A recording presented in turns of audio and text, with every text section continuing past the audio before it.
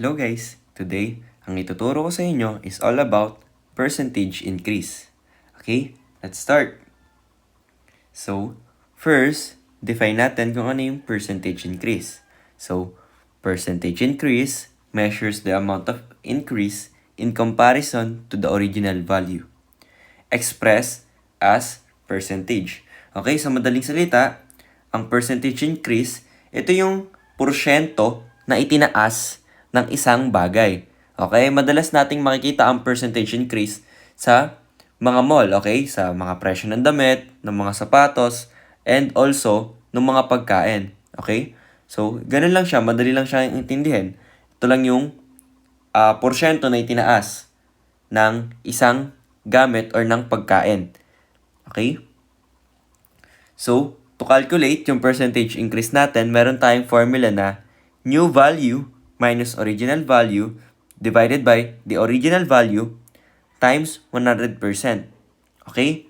So, para mas maintindihan nyo kung paano natin magagamit yung ating formula, dadako na tayo sa ating first example. What is the percentage increase if the original value is 200 and the new value is 280? Okay, first, we need to identify what is the new value and what is the original value. Okay, so, ating original value daw is 200, which is itong in-underline ko ng blue. And ang ating new value is 280. Okay, so, ayun. Yun lang yung gagamitin natin. So, given the formula, substitute lang natin. We have first is the new value. And ang new value natin is 280. Subtract daw natin sa ating original value, which is 200. Then, divided by original value, which is 200 ulit. Then, finally daw, multiply daw natin to sa 100%. Okay, so simplify natin. We have yung numerator muna natin, which is 280 minus 200, which is 80. Then, copy natin yung 200. Then, copy rin yung multiply by 100%. And then next, ito, divide natin to. Okay, what is 80 divided by 200? It's 0.4. So, we have 0.4 times 100%. And 0.4 times 100% is equals to 40%. So, ito na yung sagot natin. So, ang tinutukoy dito, 40% daw yung percentage increase nung ating given, which is from original value na 200, ang bagong value na is 280. Ang percentage increase daw nun is 40%. Okay, so ganun lang natin magagamit yung formula natin. I-identify lang natin ano yung new value, ano yung original value, and then, substitute natin yung mga values na yon sa ating formula, which is new value minus original value divided by original value times 100%. Okay, so ganun lang siya kadali. Proceed tayo. So, we have this table. So, complete the table. So, for our first column, we have the original value, followed by the new value, followed by the increase in value. So, yung increase in value, ito lang yung difference ng new value and original value. So, susubtract lang natin yung original value dun sa new value natin. Okay?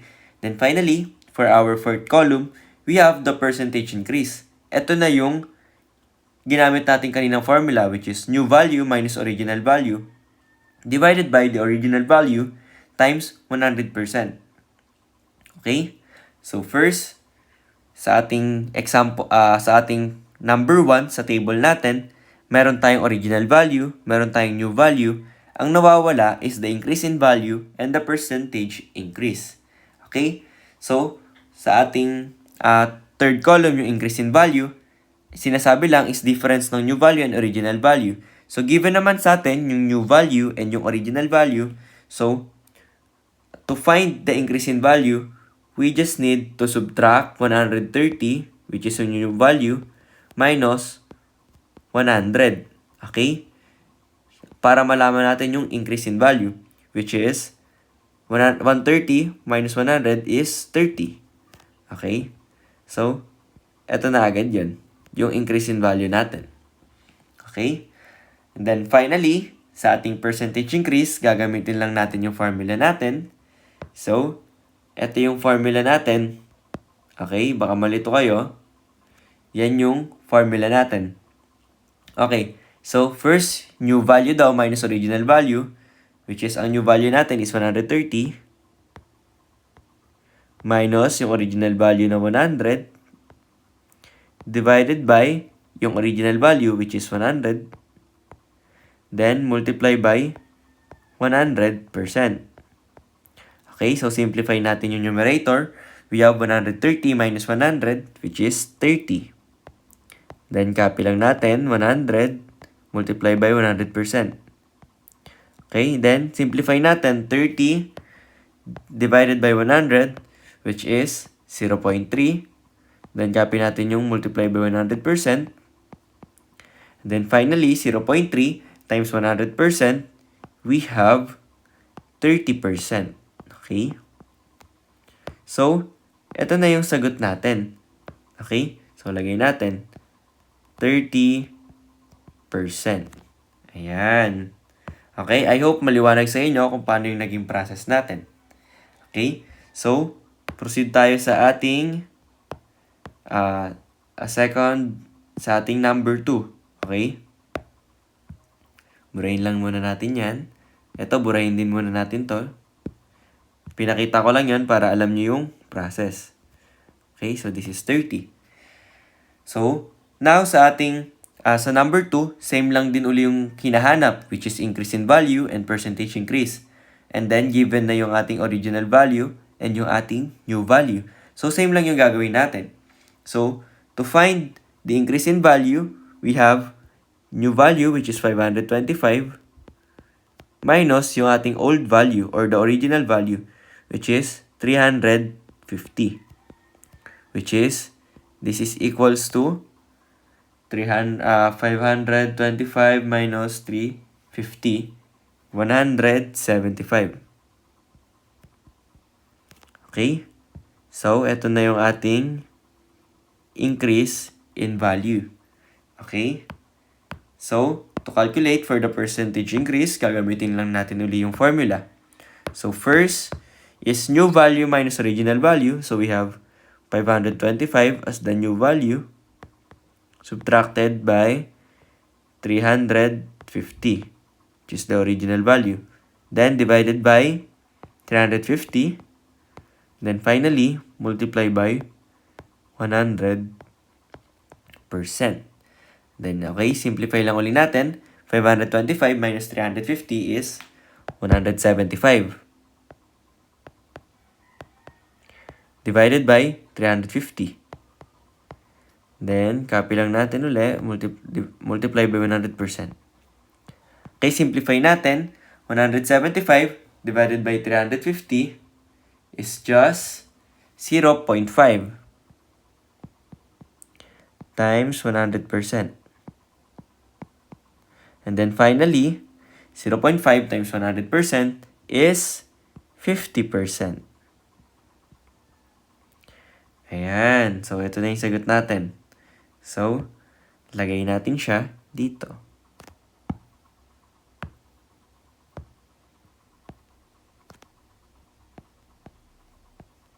%50. Ayan. So, burahin lang uli natin yung ating mga solution para makapagsagot tayo ng next number. So, burahin din natin to. Iwan natin yung 175. Ayan. So, for our third number or yung number 3 natin, dito naman, ang given lang natin is the new value and the increase in value. Kailangan natin hanapin yung original value and the percentage increase. So, okay, first, we need to solve for the original value para makapag-solve tayo ng percentage increase. To solve for that, alam natin na ang formula natin for the increase in value, so meron tayong increase in value is equals to yung difference ng new value sa original value. So, new value minus the original value. Okay. So, ngayon, ang given natin is yung increase in value. Ang nawawala, yung original value. So, gagamitin natin tong formula na to. Okay? So, substitute lang natin. Ang increase in value daw natin is 33.8. We have 33.8 is equals to, yung new value daw natin is 293.8. Minus the original value.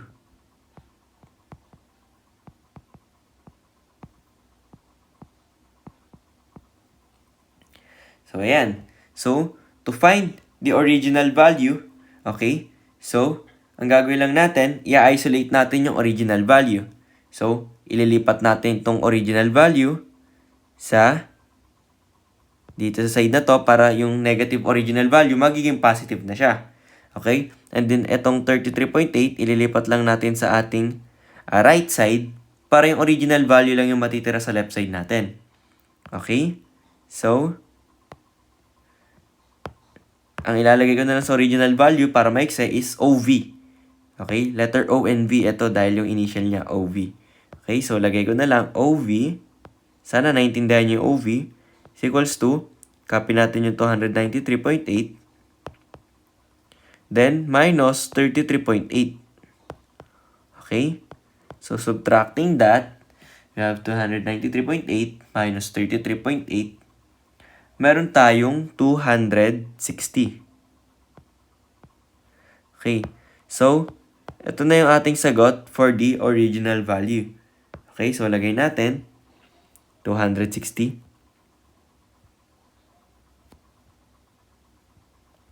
Ayan. So, ngayon, meron na tayong original value. We can compute for the percentage increase. Okay. So, para mas madali, hindi na tayo maglalagay ng mga letter, ng mga word talaga na mahaba. Ang gagawin natin, nalagay ko na lang dito sa taas, yung original value natin is i-represent ko na lang as OV. Okay, bakit OV? Dahil yung initial niya, which is O and V. Okay? Then, yung ating new value naman, i-represent ko naman siya as NV naman. Again, dahil din yun sa initial niya. Ito. Yan. So, yan. Nilagay ko yung legend na gagawin natin para hindi na tayo magsusulat ng mahabang word pa. Original value, new value. Okay? Ito na lang. OV and NV na lang para hindi kayo malito. Okay? So, for our percentage increase, substitute lang uli natin siya using yung value na meron tayo sa table. So, new value minus original value, we have 293.8 minus yung original value, which is 260, divided by the original value, 260, multiply by 100%. Okay, simplify. 293.8 minus 260 is 33.8 divided by 260 times 100%. And simplify natin to. Ayan, di-divide natin sila. So, we have 33.8 divided by 260. We have 0.13. Copy natin times 100%. So, ayan. So, finally, 0.13 times 100% is just 13%. Okay? So, ito na yung sagot natin sa percentage increase. 13%. Ayan. So, tapos na tayo sa ating number 3. Okay? Cut. So, for our number 4, same lang din siya ng number 3. Ang given is the new value and the increase in value. Ang nawawala naman is the original value and the percentage increase. The same lang din. first we need to compute for the original value to calculate the percentage increase, okay? Hindi natin masasagutan yung percentage increase kung wala yung original value. Or pwede naman kung isa-substitute natin siya, although mahaba siya. So, ngayon, sagutan na lang muna natin or hanapin na lang muna natin yung original value since pinapahanap din naman siya sa table. Okay? So, to calculate for the original value, again, meron tayong formula sa increase in value na yung increase in value daw, increase in value is equals to yung difference ng new value and original value. So, sa madaling salita, new value, so lagay natin NV minus yung original value which is OV. Ayan. So, ang given natin is the increase in value na 482.8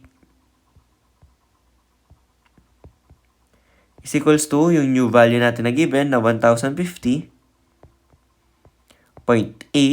Then, copy natin yung minus original value. So, same na ginawa natin kanina, i-isolate natin yung OV natin. So, since negative siya, lipat natin siya dito sa left side para maging positive siya. And then, itong 482.8, ililipat naman natin sa right side, okay? Para magkasama yung mga numbers natin. And at the same time, may iwan lang yung original value natin. Okay?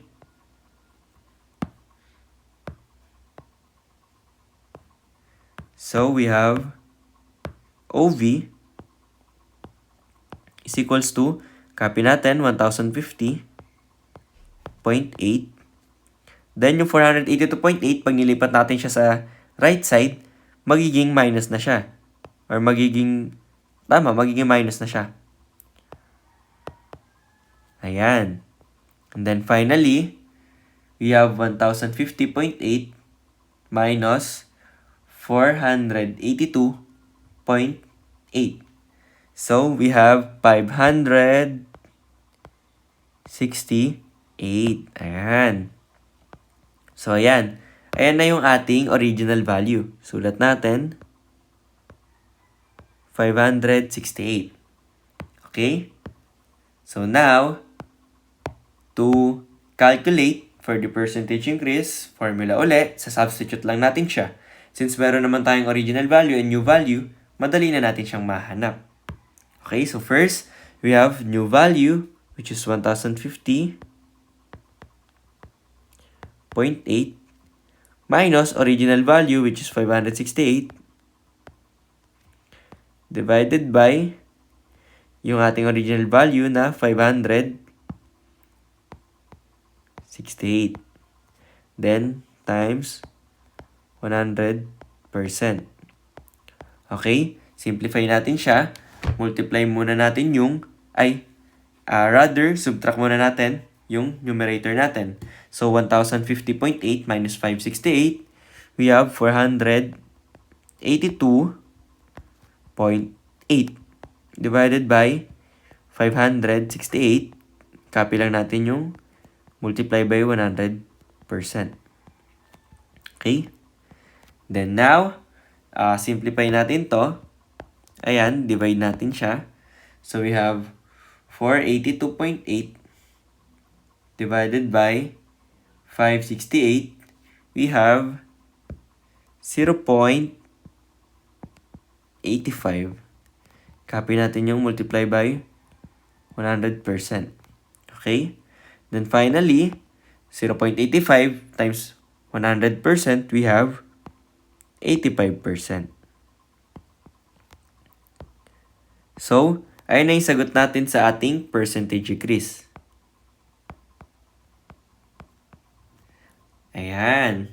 Okay? I hope maliwanag kung paano natin kinukuha yung mga value niya to complete the table.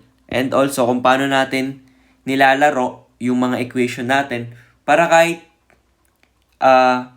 hindi specifically yun yung hinahanap, mako-compute pa rin natin yung ibang variable or yung ibang pinapahanap na value Tulad nga nung dito sa ating original value nung nawala siya, pero meron tayong increase in value. And alam natin yung formula nun. Using yun, nahanap natin yung original value. Okay, I hope maliwanag yun. If nalilito kayo doon, pwede nyo namang balikan ulit kung paano yung naging process natin kanina. And also, kung paano yung naging explanation natin, kung bakit ginawa natin yun. Okay? For our example, sa table na to, yung ating number 5. So, hayaan ko kayong sagutan nito and comment down nyo sa video na ito sa ating chat box kung ano yung sagot nyo sa hinahanap dito, which is yung new value and the increase in value. Okay? And then let's see kung talaga bang naintindihan nyo na or na-master nyo na yung ating topic for today. Okay? So, that's it for our video. I hope may natutunan kayo and maraming salamat sa panonood.